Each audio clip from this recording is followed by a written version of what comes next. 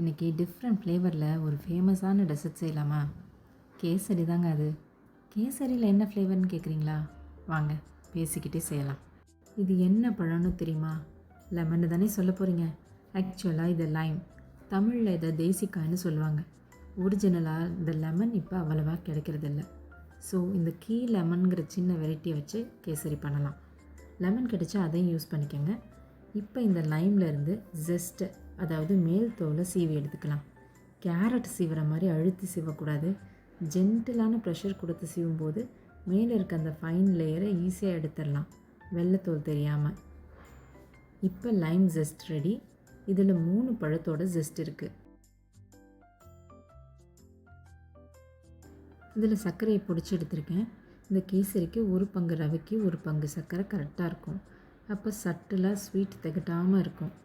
உங்களுக்கு ஸ்வீட் நிறைய வேணும்னா 1.25 பங்கு போட்டுக்கலாம்.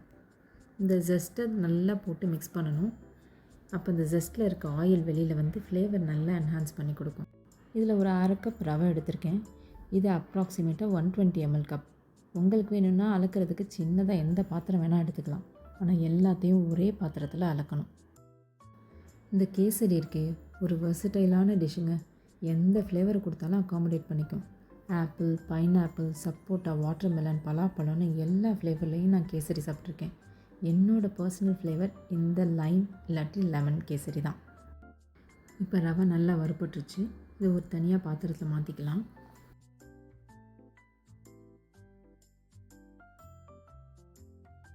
அடுத்து முந்திரி கிஸ்மிஸை நெய்யில் வறுத்துக்கணும். இதுக்கு 3 டீஸ்பூன் நெய் ஊற்றிருக்கேன். இதுவே இதுக்கு போதுமானது. இதில் இதை போட்டு நல்லா செவக்க வறுத்து தனியாக எடுத்து வச்சுக்கலாம். பொதுவாகவே இந்த மாதிரி ட்ரெடிஷ்னல் ஸ்வீட் செய்யும்போது நிறைய நெய் ஊற்றி நிறைய சர்க்கரை போட்டு செய்யணும்னு அவசியமே இல்லைங்க. அளவோடு நெய் ஊற்றி அளவாக சர்க்கரை போட்டு திகட்டாமல் செய்யலாம். அதே போல் இதுக்கு எந்த ஆர்டிஃபிஷியல் கலரும் தேவையே இல்லை. டேஸ்ட்டு தான் தூக்கணும், கலர் கிடையாது. கலர் இல்லாமல் கேசரியான்னு நினச்சிங்கன்னா ஒரு பிஞ்ச் மஞ்சள் வேணால் சேர்த்துக்கங்க. ஆர்டிஃபிஷியல் கலர்ஸை அவாய்ட் பண்ணிவிடுங்க. இப்போ இந்த முந்திரி கிஸ்மிஸ் கமகமன்னு வறுபட்டு ரெடி ஆகிடுச்சு. இதை ஒரு தனியாக பாத்திரத்தில் மாற்றிக்கலாம். தனியாக ஒரு பாத்திரத்தில் தண்ணி ஊற்றி கொதிக்க வச்சுக்கலாம். 1 பங்கு ரவைக்கு தாராளமாக 6 பங்கு தண்ணி ஊற்றலாம். அப்போ சாஃப்டாக க்ரீமியாக ஒரு கேசரி கிடைக்கும். இப்போ தண்ணியில் பபுள்ஸ் வர ஆரம்பிச்சிருக்கு.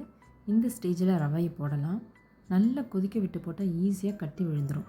ஸோ பபுள்ஸ் வர ஆரம்பித்ததுக்கப்புறம் ரவையை சேர்த்துக்கலாம். ரவையை கொஞ்சம் கொஞ்சமாக போட்டு நல்லா மிக்ஸ் பண்ணிக்கணும்.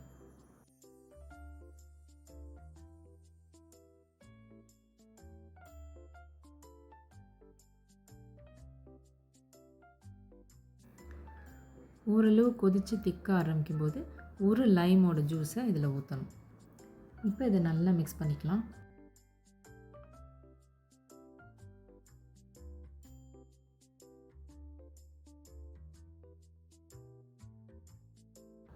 ஓரளவு தண்ணியெல்லாம் நல்லா குடித்து திக்கானதுக்கப்புறம் மூடி போட்டு சிம்மில் ஒரு 5 நிமிஷம் வச்சிடலாம். சர்க்கரை சேர்க்குறதுக்கு முன்னாடி ரவை நல்லா வெந்திருக்கணும். அப்போ தான் கேசரியோட டெக்ஸ்சர் நல்லாயிருக்கும்.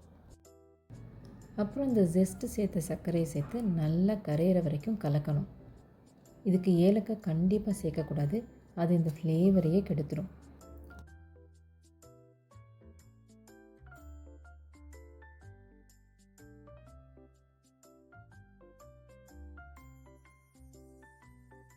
சர்க்கரை நல்லா கரைஞ்சதும் நெய்யில் வறுத்து வச்சுருக்க ட்ரை ஃப்ரூட்டை அந்த நெய்யோடு அப்படியே சேர்த்துடணும்.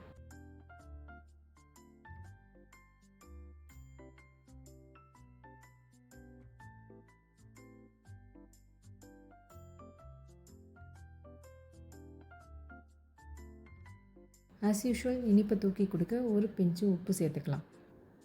இதை நல்லா கலக்கி மூடிட்டு இன்னும் ஒரு 5 நிமிஷம் சிம்மில் வச்சிடலாம். இப்போ 5 நிமிஷத்துக்கு அப்புறம் ஓப்பன் பண்ணி கன்சிஸ்டன்சி எப்படி இருக்குன்னு செக் பண்ணிக்கலாம்.